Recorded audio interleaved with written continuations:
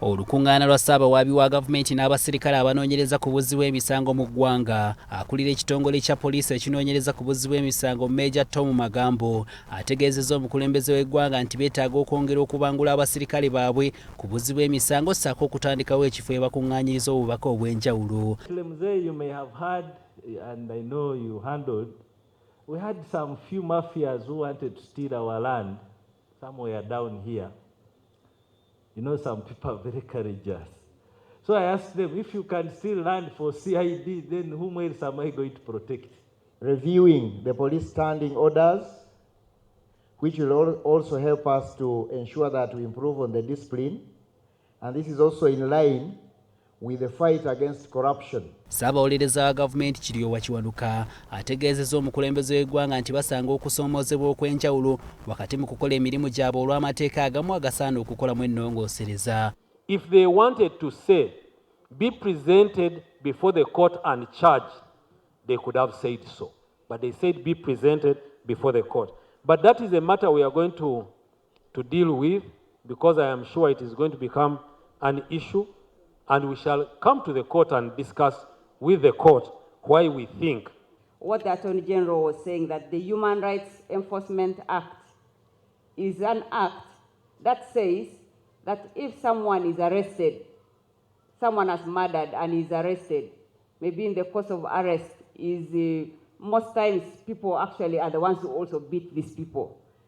When they come to court and they say I was tortured, the court is supposed to say, now let's forget about the murder first, let's first handle the case of your torture. Minisita w'ensonga z'omunda mu ggwanga General Kahindo Tafiri ategeezezza omukulembeze w'eggwanga nti abasirikale beetaaga okuzimbira ennyumba kubanga embeera gye bawangaaliramu nzibu ddala. For housing, the police, the prison and the Directorate of Immigration. That would have been solved if we didn't have people who think within the box in the Ministry of Finance. They don't want to think outside the box, or if the box becomes difficult, remove the box. But that's not your job, Your Excellency. I handle it with my colleague, Mr. Kasaija. Fortunately, he's one of my predecessors. He should know that there is need for adequate housing. Ye omukulembeze w'eggwanga Yoweri Kaguta Museveni agamba si mumatevu n'engeri abalamuzi gye bakwatamu emisango naddala egikwata ku bakwatibwa ku beenyigidde mu buli bw'enguzi ssaako n'obulyake mu ggwanga. I think it's really a big mistake. I can understand if the case is not yet ready for bail. After 6 months, you can think of bail. But if the case is ready for trial, why do you not try it and finish it? Especially if it is a case of murder or corruption, like in the case of these politicians, or rape or treason. Why do you concentrate on, even for the accused?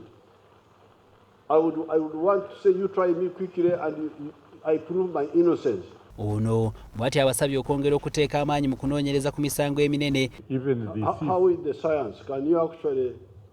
The science of digital number plates. Is it accurate? Yes. In fact, recently a police car was stolen and driven to Kenya, and it was recovered. Olukungaana luno lukulungudde ennaku 2 nga lwategekeddwa n'ekigendererwa eky'okwongera enkolagana wakati wa ofiisi ya Ssaabawaabi wa gavumenti n'ekitongole kya poliisi ekinoonyereza ku buzzi bw'emisango mu ggwanga. Hasif Sechiwunga ne Jonju Moses, BBS Terefayina, Ageesigika. Weewaawo Obwakabaka bwa Buganda